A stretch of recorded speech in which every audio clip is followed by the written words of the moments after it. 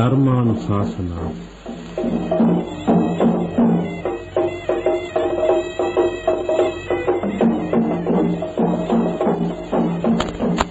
අද ධර්මානුශාසනාව පවත්වන දේශකයන්න් වහන්සේ අම්බලන්ගොඩ ගල්දුව ගුණවර්ධන යෝගාශ්‍රම වාසී පූජ්‍යපාද නා වූ යනී අරිය ධම්ම ස්වාමීන් වහන්සේ.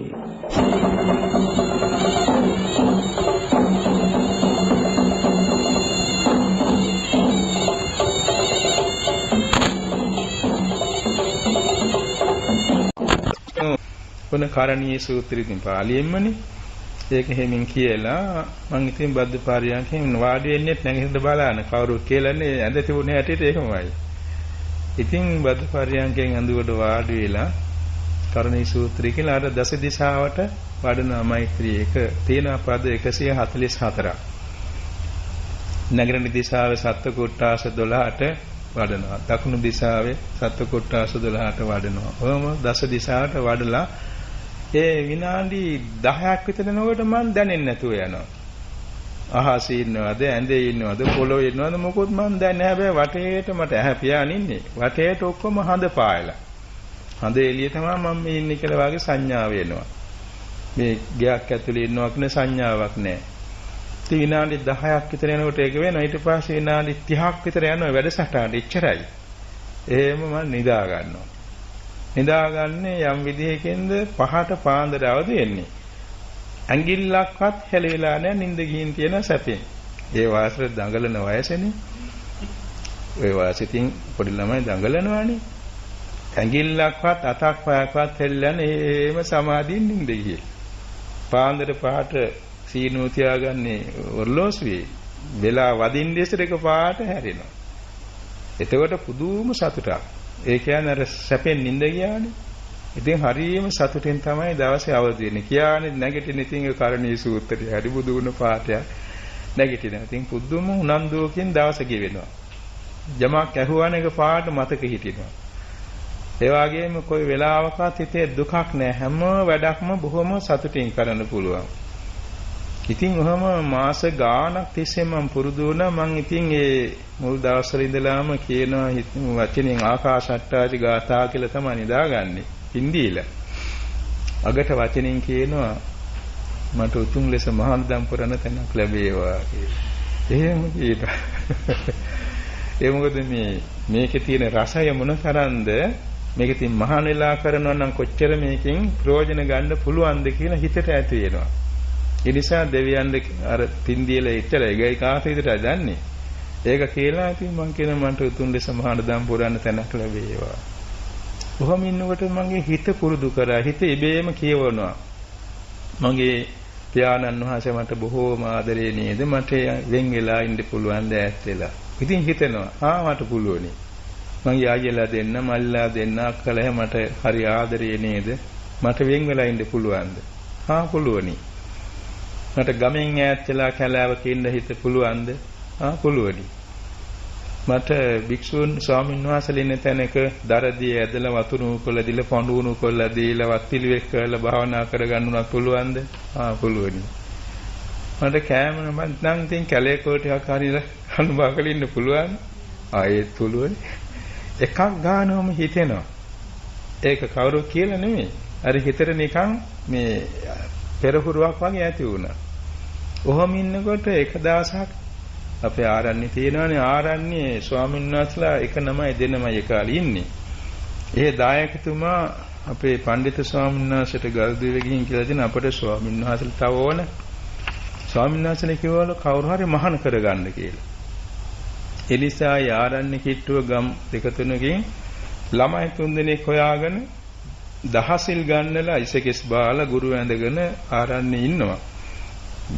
ඒ දැක්කේ තමයි අපේ ගේ ඉස්සරහින් යනවා වෙන ආරණ්‍යයකට පයින්. ඉතින් අපි අපේ ගෙදරට කැඳවලා මේ තේ එහෙම ගිලන්පස දුන්නා. හවස 3ට විතර. ඉතින් මේ දරුවෝ එක්කෙනෙක් වයස 10යි, එක්කෙනෙක් වයස 11යි, එක්කෙනෙක් 12යි. ඉතින් මට ඊට වැඩිනේ. මං කල්පනා කළා මටත් වයසෙන් අඩු ළමයි දැන් ලෑස්තිනේ. මං ඉතින් දැන් හිතා ඉන්නවා තාම ජීවත් නැහැනේ කියලා හිතාන එදා ඉතින් කල්පනාවට වැටුණා. පහෝදා දවල් කවුරුත් නැති වෙලාවක පියාණන් වහන්සේ දවල් කෑම අරගෙන වාඩිලා ඉන්නකොට මංගෙන් වැන්දා. කිව්වා අද කොහෙවත් යනවා එනවද? නෑ පුතා කොහෙවත් යන්නේ.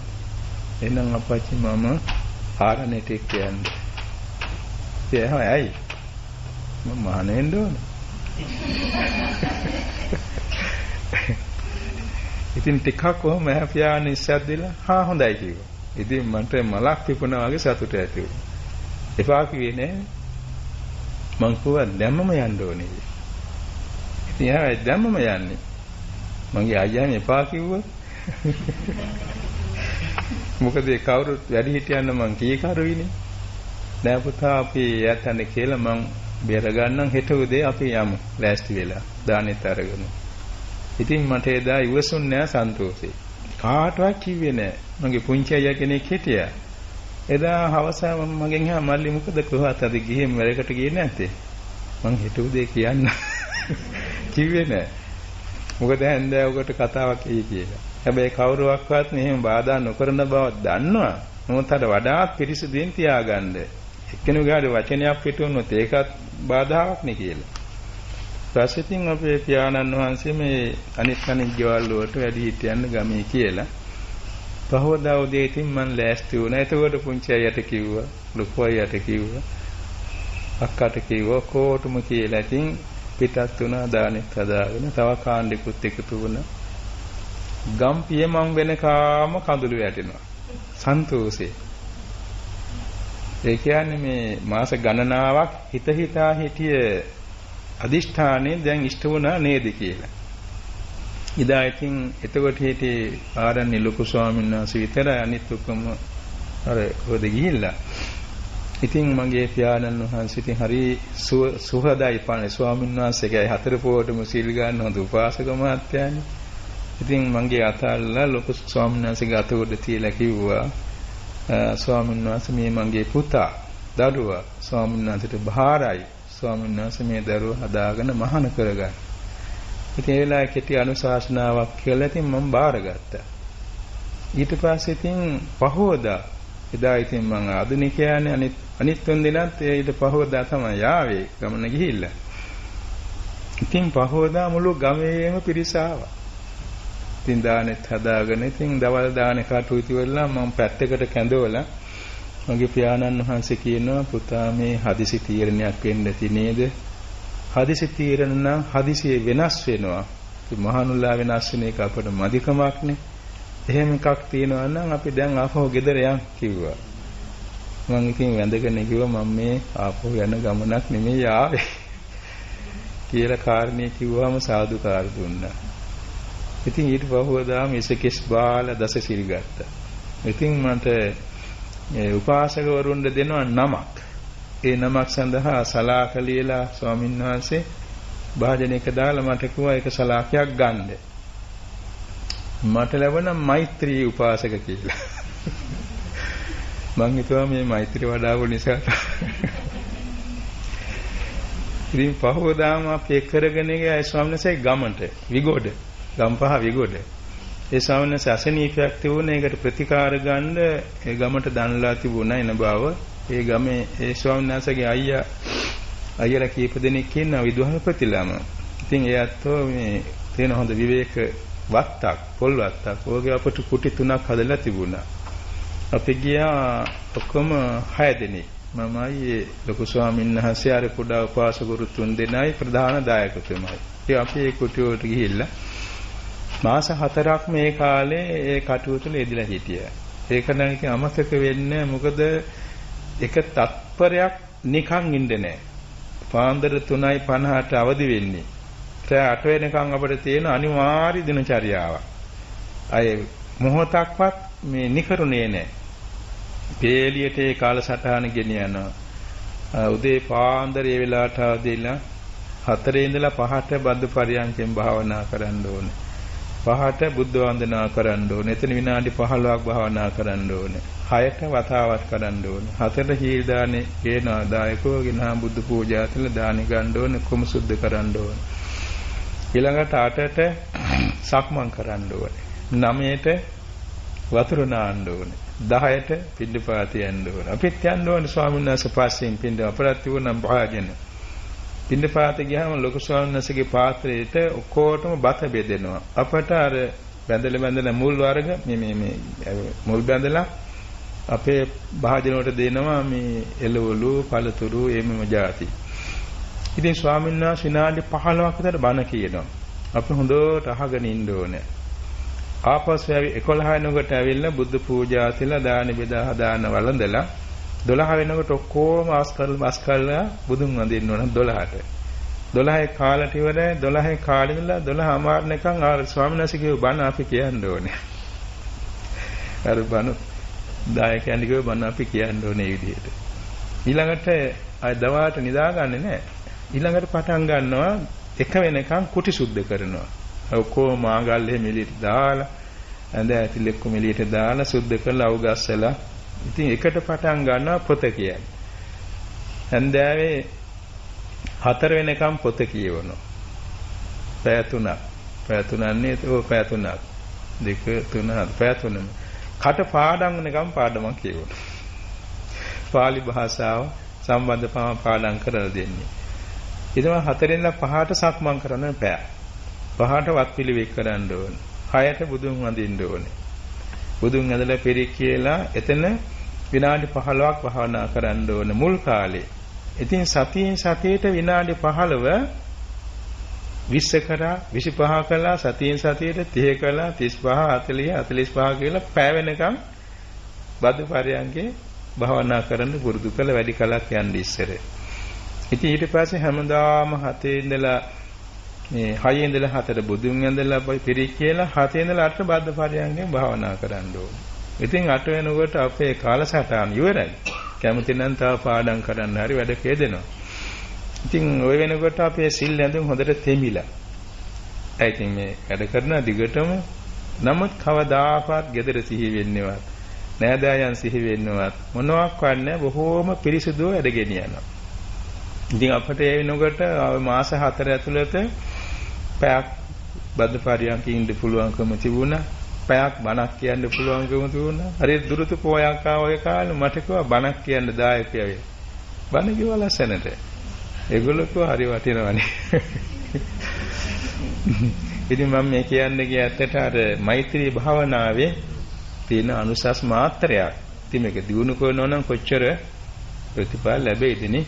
ඒ නිසා මම මේ වෙන හේතුවක් නෙමෙයි මට ඕනකම ඇතුනේ මේ ප්‍රතිපත්තිය රස විඳ ගන්න. ඒකමයි අරමුණ. ඉතින් ගිහි වෙන්න මෙහෙමනම් මේ පැවිදි වෙලා මේකටම යෙදලා ඉන්නවනම් කොච්චර වටිනවද? මගේ ගුරු මහත්තුරු මාව උසස් අධ්‍යාපනයට යවන්න ලෑස්ති කරා. මං කවන්නේ මට එපා. මට මේ පැත්තට යන්න ඕනේ කියලා මෙහෙට ආවා. උසස් අධ්‍යාපනය ගියා නම් මට ආද මහානකමක් නැහැනේ. කොහේ හරි එක වැඩකට ඉඳලා ඉතින් හිර වෙලා ඉන්නේ. ඉතින් පස්සේ බැලුවාම මං පැවිදි වුණේ කේන්දර බාලලා නෙමෙයි. මං උපසම්පදා වෙන්න කේන්දර බාලලා මේ තියෙන ලොකු ස්වාමීන් වහන්සේ ගෙන්නගෙන බැලුවාම මේකේ තියනවලු අනිවාර්යෙන් පැවිදි වෙන්න කෙනෙක් කියලා.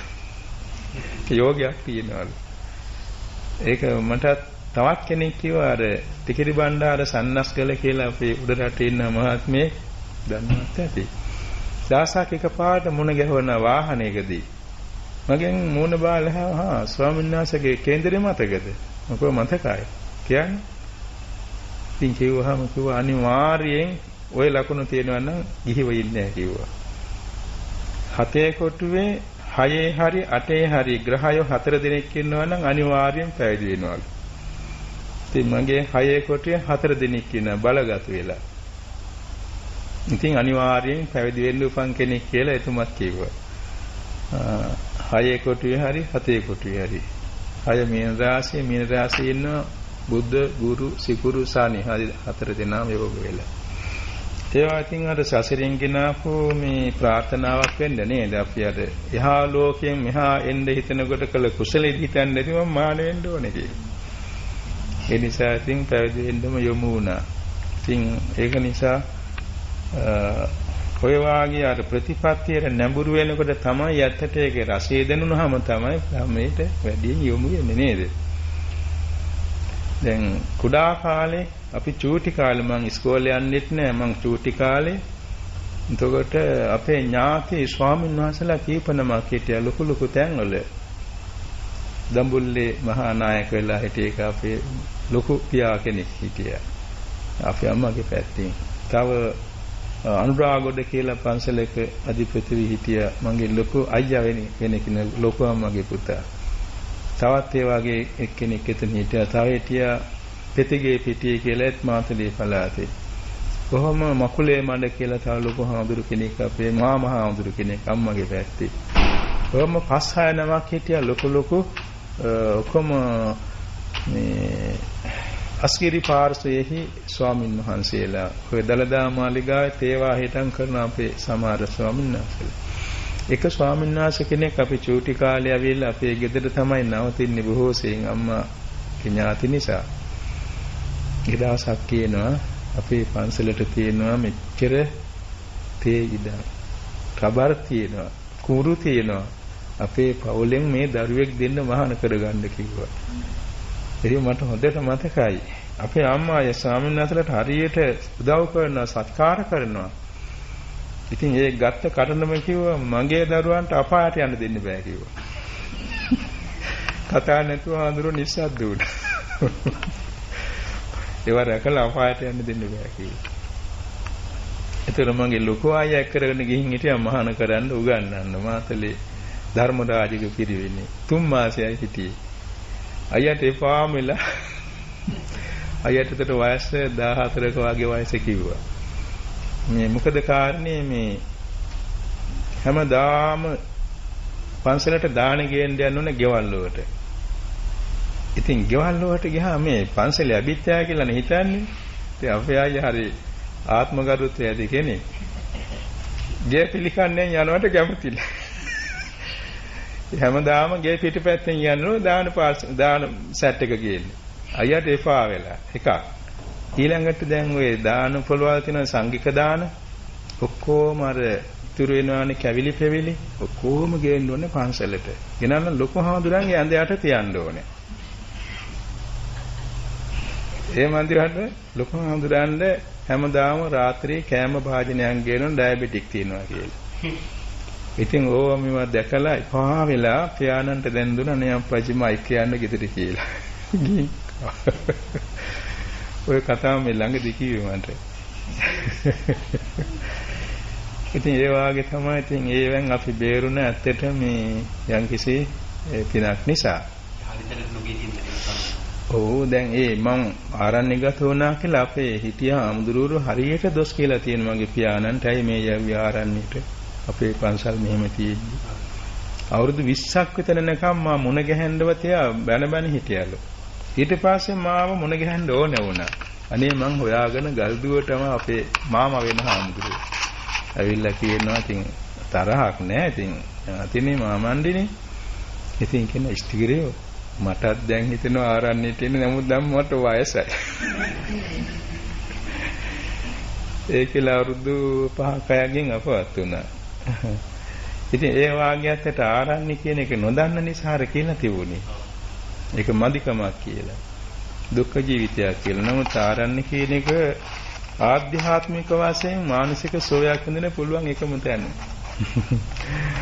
ඒත් එක දවසක් ඉතින් මම දැන් අවුරුදු 30කට වගේ ඉස්සර කටන පියන්කමකට එනවා. මමයි අපේ කැපකරු කෙනෙකුයි බස් එකේ ගාල්ලේ ඉන්න බස් එකෙන් අම්බලන්ගොඩින් නැංගේ කොළඹට එනවා. තව ඇත්තට මේ පාසල ලුගානන අපේ ස්වාමීන් වහන්සේලා 4-5 නමක් හිටියා. ඒ දුරේ ඉඳලා එන්නේ. අපි එක බස් එකේ. ඉතින් මම එක කතා නෑ මමත් ඉතින් ඉන්න අයිනේ. මම ඉන්නේ අයිනේම. එතකොට ඕන බෙන්තරේදී ඇත්තෝ තේ බොන්න බැස්සා. බෙන්තරේ තියෙන තේ බොන්න තැනක් බස් එක නවත්තලා. ඉතින් අනිත් ස්වාමීන් වහන්සේලා තේ බීලා ඇවිල්ලා මට කිව්වා මේ හාමුදුරුවෝ නැද්ද ගිලම්පසවක් ගන්න. මම කිව්වා මං ගන්නවා මන් ළඟ තියෙන උණු වතුර බෝතලයක් මං දැන් වැළඳුවා. ඔන්න කතාවට වැටුණා. ඉතින් දැන් කතා කරනවා එක මේක. ඉතින් මට කියනවා මේ පින කියන්නේ මොනවද? මම කියන්නේ හිත පිරිසුදු වීම. ඕවා මම බාර ගන්නවා පින් කියන જાති නිකම් බොරු කතා. කොහොම ඉතින් ඒක මේක කියනකොට ඇහවා අය ආරණ්‍ය ගත වුණේ. මං කෝතින් සීල රකින්න පහසු නිසා. ඇයි මේ වගේ බැරිද? සමාජ වලට කරන්න ඕන. ඔය ඒකට සුදුසු ඒවා කරයි. මං ඉතින් මේ එතකොට මේ අලුත්ගම නගරයේ හරිය මං කෝතින් මේ කුඹුරක් කරන්න කැමති කෙනෙකුට මේ නගරය ඇතුළේ කුඹුරක් කරන්න බෑ. කුඹුරක් තියෙන තැනකට යන්න ඕන. ඒ වගේ ඉතින් තමන්ගේ වැඩට නිසි තැනට යන්න ඕනේ නිසා ආවා. ඔහොම යනකොට ඔන්න බෙන්තර නෙමෙයි අර අලුත්ගම පහුවෙලා එනකොට තියෙනවානේ මොරගල්ලේ ලොකු වංගුවක් තියෙන ස්කාගාර ළඟ. ඔතන බස් තුනක් එකක් වම් පැත්තේ නවත්තලා තියෙන අපිත් කොළඹ යන බස් එක මැද්දෙන් යන්න හදනවා.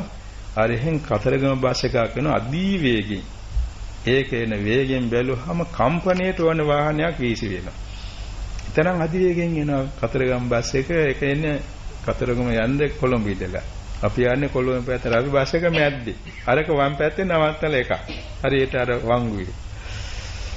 මේ බස් එකෙන් අපේ බස් එක කම්පා වුණා. තව නූලකින් වදිනවා. ඒ කියන්නේ මං ඉන්නේ පැත්තේ මං අයිනෙන් තමයි ඒක වදින්නේ.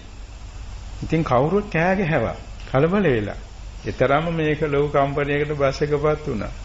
ඉතින් ටිකක් වම ගානක් ගියාට පස්සේ අර ඒ කතා කරපු එක නමක් කියනවා පින් ඇති කෙනෙක් හිටිය නිසා බේරුණා.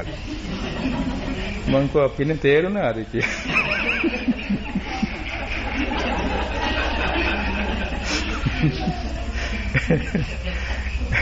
තරන්නේ සුවද. ඒ වගේ ඉතින් මේ ඇත්තට ඒ තමන් ප්‍රිය කරන පිළිවෙතට ගියාම ආධ්‍යාත්මික සැනසෙල්ල විඳ ගන්න පුළුවන් නේද? ඒ නිසා ඉතින් අපේ අරුණ මහත්තයා මහාන වෙන්න එපා. මෛත්‍රී වඩන්නේ. මෛත්‍රී වඩන්න. මේක ආනිසංස ගොඩාක් තියෙනවා. මෛත්‍රී භාවනාවේ බොහෝම අනුසස් තියෙනවා. ඒ කියන්නේ දැන් ඔය බොහොම සුළු වෙලාවක තේරුමක් දන්නේ නැතුව මේක මෛත්‍රියක් කියලා හිතානාර කරන්නේ. ඒකෙත් අර වාගේ අනුසස් තියෙනවා. ඉතින් ඒක තේරුමක් ඇතුව කරනකොට කොච්චර ප්‍රයෝජනද නේ? පුළුවන්. මම මේ මෛත්‍රී වාක්‍යම කියන්නම් මේ සම්පින්තනේ වෙන හැටියට.